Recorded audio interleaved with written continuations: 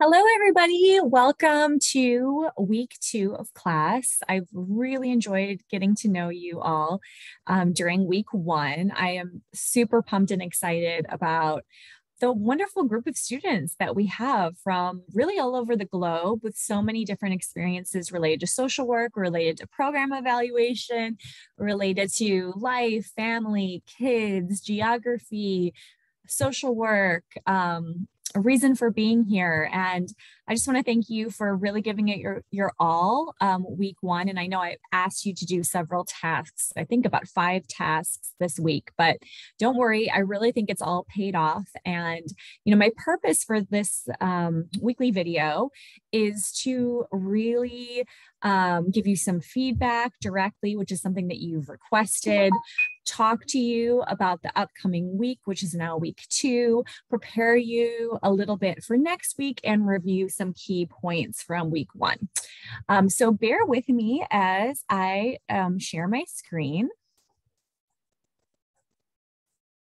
And I've put together a PowerPoint for us for today.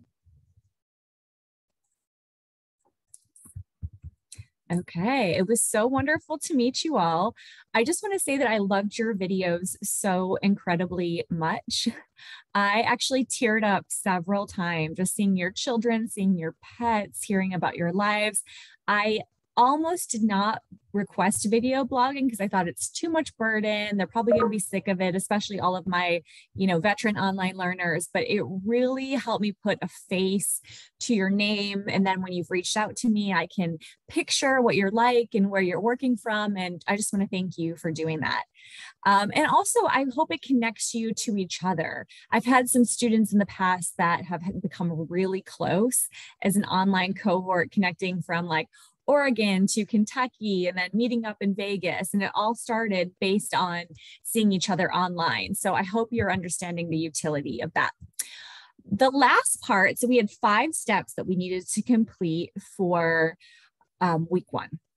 And the very last part, I asked you to take a survey. And this is really serving 2 purposes. The first purpose is I really do need to get to know you. I need to understand where our starting place is in terms of how you feel about program evaluation, what is your opinion on it, what's your experience, and also what you need from me as an instructor to have the best online learning experience that I can deliver. So I exported all of your data from the survey, and I'd like to share with you the results, because the second purpose is that I want to get us into a little bit about what we're going to launch into next week, week 3, which is really to be able to do a needs assessment using qualitative interviewing. So essentially what I did was I gathered qualitative data. So your opinions, perspectives, life experiences related to a topic, which is program evaluation and this course. And then I analyzed it. I did some basic statistical analysis, looking at percentages, and I also looked at your words, and then I thematically categorized them using qualitative research methods. So I'm going to share with you 3 of the questions that I thought were the most interesting to show you how you present and analyze qualitative results, because this is going to also set us up for next week. So my first question that I had you answer is, what is your opinion of program evaluation? And so 73% of the class thought that it was useful and highly valuable to the social work profession, and 27 of you all were unsure about the utility of program evaluation. And so we're going to take a little bit of a deeper dive into these data. So theme 1 was those of you who thought it was useful and highly valuable. So some things that I saw cut across this theme or this category is that you thought that it could be helpful in terms of implementing evidence-based programs. You thought that it would be useful to helping your clients improve. You also saw utility of understanding that maybe most of your training to this point had been as a micro level practitioner, but in terms of pushing organizations forward, implementing evidence-based practice, understanding how the entire program can work together and improve that you thought that program evaluation was necessary. You thought it could benefit both clients and human service organizations. And also you understood the value of producing outcomes. So what do we want our clients to be able to do after experiencing our program? Do we want to reduce recidivism? Do we want to improve mental health outcomes? Or do we want to reduce experiences or coping? So we want to reduce experiences with hazardous drinking? Do we want to increase wellness amongst our staff? So I'm trying to give you an idea of the outcomes that you're thinking about. It's usually to increase something or decrease something amongst staff, amongst the organization, or amongst clients. So the second theme is that there were some folks that were unsure about the utility of program evaluation, and I really do appreciate the honesty. There were 4 of you all. And so this was sort of from a place of, I'm curious, but I'm a first-time learner. I don't really understand any of the aspects of program evaluation, so I'm just waiting to hear more, and I really don't have an opinion yet. And so the next question that I analyzed was, what is your experience to date doing program evaluation? Because I wanted to see if we were, in a group of veteran learners. Teams tend to be different every time. Or if we are more, experience of being low, which is okay. This course is for all levels. So the reality of where our course is at, where our classmates are at right now, is that 80% of you have no experience in program evaluation. 7% of you had some, and 13% of you had lots of experience in program evaluation. So let's break down these data a little bit more and look at our quotes. So for those of you, 13%, which was really 2, because we're a small class, had lots of experience, had very specific either practicum placements, jobs where you were within the social work or behavioral health field, where your jobs or tasks related to your jobs involved data collection and analysis related to program evaluation and implementing a program. For those who had some experience, which was 1 person, this person had some experience, but not much. And it involved assignments for your bachelor's, and where you actually implemented a program and discussed how you would determine if it was effective, which I thought that was really good, especially for a bachelor's level class. And the majority of you, 12 out of the 15 that have completed the survey, said that you had no experience. And that was just really straightforward. Things like little to none, not applicable, or just limited. And so, yeah, that's where we are at with your responses. Lastly, I asked you, what do you need from the instructor to be successful as an active learner in this class? So I did a thematic analysis and I came up with 3 themes. The first, which was the majority of you, needed a high level of communication from me as your instructor. Second, which was tied with theme 2 and theme 3 were tied, was direct and timely feedback, which I've been really working hard to do this week. And then theme 3, strong and clear learning content. So let's break down these data and see what you need. So the high level of communication, things like I need to be able to communicate whenever I need help with something. I need my instructor to listen and answer questions. You just need a lot of communication. You need the professor to respond to emails in a timely manner. And then if my response is confusing, you then need to be able to talk to me on the phone. One of the things I didn't think about was prompts for me to reach out and check in. So I have a hard time doing this on my own. I'm an avoider when I'm stressed. So that actually gave me an idea of maybe I should set up a schedule and just sort of check in with you all throughout the semester.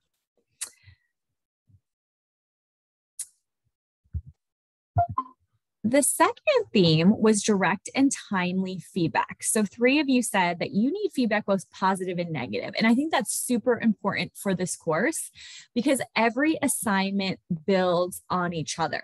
So the purpose of the assignment that you did for this week was the table. So the reason why I wanted to understand the service landscape and some of the services that you have in your area that you're interested in, and also some of the questions that you have about these services, is that I then look at the data that you have given me, and I see what areas are ripe and rich for program evaluation.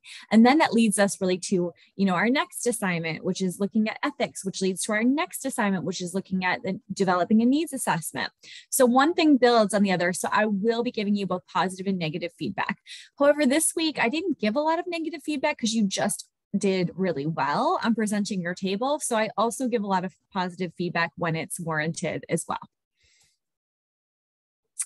Last theme, you wanted strong and clear learning content. So good materials, clear outlines, tasks, and lists of things to do. One thing that I want to attune you to is I try to do a step-by-step process every week. So we did step 1, step 2, step 3, step 4, step 5. Next week, this week, week 2, we will have just 3 steps. But I also have a box that you can check under each step where you can mark off that you've completed. So I've watched your video for this week, Leslie, click. I've done the soft chalk, click, and then it disappears and it marks that you've finished it. And then I've done the journal for this week. It's just sort of to help you get organized. So let's review some of the key highlights for content week 1 on program evaluation research. So what is a program evaluation? So I'm going to read a little bit of the highlights that I think from the Royce book that I thought were super helpful. So program evaluation can be considered formal research, but typically at human service organization, it's done more on an informal basis. So it is really a way of systematically collecting information to improve a program, a specific program. They are a practical endeavor, not an academic exercise. So for example, as a professor at the University of Louisville, I do all sorts of exploratory research based on people's lived experiences. Those are often not directly connected to a program, but it's more of a deeper dive to potentially build social theory around people's experience in my field of aging and HIV, for example. But that is not what would be considered useful for program evaluation. Program evaluation is not an attempt to build theory or necessarily develop scientific knowledge, although it's wonderful when it happens. But there's a mission of program evaluators in social work is to provide information that can be used to improve social programs. So again, how do we better the outcomes of our clients that are involved in this program? So the things that we want to show by doing program evaluation is that our clients are being helped. Our clients are being satisfied. Often this flips it into being more of a consumer-based profession, and our clients are the consumers of our services, so therefore should be satisfied with them. The program has an impact on a social problem. The program has worth. So investors, funders, the governments see utility in our work and what we're doing. That one program or approach is better than the other. Let's say we're implementing a new evidence-based practice and then we're testing it compared to practice as usual. That's something that we would want to evaluate. That the program needs additional staff or resources. That's also something that we want to improve, or that the staff is well utilized. So the last one is one that would be interested in doing a program evaluation that would maybe want to improve the way that staff are working across the organization. I'm working on a program evaluation for the Eastern Band of Cherokee Indians right now. And one of the things that we found in the needs assessment that people often within child welfare or child protective service agencies within this cultural context start, let's say, as an investigator, and then quickly find that they are not built or cut out for or enjoying being an investigator, and that their personality type might need to move them to, let's say, family reunification or working with foster parents. So one of the things that we found in the needs assessment is that the supervisor of the organization was like, we just need to move people when they're not happy, because there's, 10 different units within this organization, and maybe people don't apply for the job or get the job that they're best at. So let's rotate people around the organization. That's a way of showing that your staff is being well utilized. And that came through based on the needs assessment stage of our program evaluation. So this week, that was a review of last week. Thinking about week 2, we are going to focus on ethical issues in program evaluation. And so this is pretty straightforward. You're going to learn a little bit about the history of why we need to study ethics, because there's been a lot of ethical misconduct in research and throughout the history of the United States. We also going to learn through your soft chalk lesson about the IRB. Who is the IRB? What the IRB does? Who are the members of the IRB, and what kinds of decisions do they make? There's some embedded exercises that will be graded throughout your soft chalk, which is different than week 1. So I want you to pay attention to that. And then we'll have a journal entry. So I want you to read the Coles article. So Coles is a researcher at Harvard. She's actually in the School of Education. And the purpose of this very short article is to have you understand some of her ways and principles that she's found to be useful in enhancing multicultural competency for evaluators. So what I want you to do is first read her article and then read the NASW Code of Ethics. And I want you to note specifically how 3 of her outlined strategies align with the NASW Code of Ethics. And for each of those strategies, you're going to have 2 or 3 sentences for how they align with certain aspects of the NASW Code of Ethics. So I not only want you to read Cole's strategies, I also put a link to the NASW Code of Ethics. And then I want you to write about the alignment of those 2. So not a long assignment, no more than 9 sentences. You can even make a table if that's what you'd like to do, but I want to make sure that we have this down. So how do we enhance multicultural competency, and how does that relate to ethics? And how is that in alignment with our professions? We're looking at materials that were developed in the School of Education at Harvard, but then we're also looking at our professional code of conduct, our professional code of ethics through the NASW. So email me if you have any questions at all about that journal assignment. Okay, so I just want to touch a little bit on soft chalk, because we're going to have a soft chalk pretty much every single week of this course. So for the next 13 weeks, not all of them are graded, but you are expected to complete the activities each week. So soft chalk will automatically provide scoring, but then I go back and review your responses and provide comments if needed.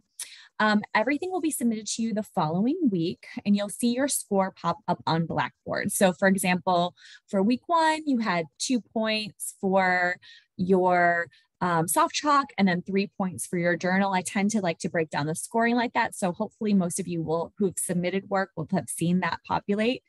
Many of my online students are concerned about grades, because this is your grading, and gradebook is what really keeps you on track. I'm going to provide you a mid-semester grade and a breakdown, and I will do that again at the end of the semester so that you can see where you stand. I understand how you need to know your grades and how this needs to happen in a timely fashion to reduce your anxiety related to the course materials. I just want to make sure that you review the sidebar panel in soft chalk and the embedded resources within there, because there are links to YouTube videos. To this week, there is a photo voice protocol for you to download. So make sure that you also pay attention to the sidebar in soft chalk this week and in the following weeks. Okay, looking forward to next week. It's going to be super exciting because we're going to get to stage 1 of our overall program evaluation project. Remember, one thing builds off the other in this class. So we're doing needs assessment, then we're doing logic assessments, then we're doing data analysis, then we have our final project where you're presenting your program evaluation. So we are quickly going to get into talking to folks, connecting with our community partners, connecting with our group of focus. And in order to do that, we need to understand what the problem is, what the needs are of our group of focus within our organization. So in order to do that, we need to complete an interview guide and go over some interview guidelines. So that's what we're going to look forward to next week, week 3. But I also have a video for you on that topic.